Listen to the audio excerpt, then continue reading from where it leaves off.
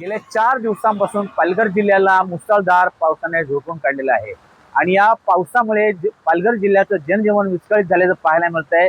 आजही पालघर जिल्ह्याला red alert जारी करण्यात आलेला आहे। तसेच पालघर आणि नाशिक जिल्ह्याच्या सीमा भागात असलेल्या घाट माथ्यावरती ढगफुटी सदृश्य पावसाचा इशारा देण्यात आलेला आहे।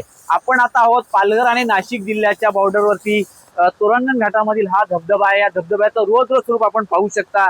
या मुसळधार पावसामुळे या धबधब्याने रौद्र स्वरूप धारण केलेला आहे। या गंभीर परिस्थितीच्या पार्श्वभूमीवर प्रशासन अलर्ट मोड आले असून खबरदारीचा उपाय म्हणून त्र्यंबकेश्वर मंदिर भाविकांच्या दर्शनासाठी बंद ठेवण्यात आलेलं आहे।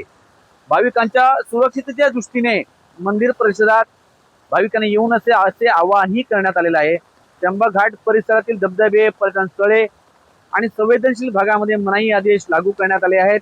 गेल्या काही तासापासून सुरू असलेल्या मुसळधार पावसामुळे डोंगराळ भागातून मोठ्या प्रमाणात पाण्याचा प्रवाह खाली वाहून येत आहे।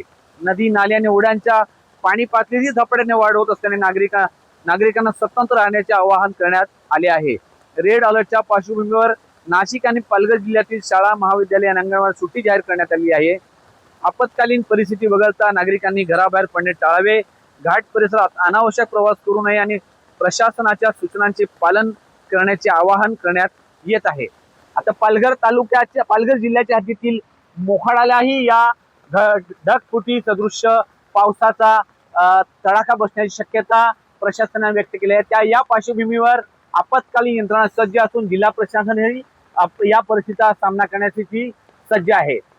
नावेद शेख, TV9 मराठी, पालघर।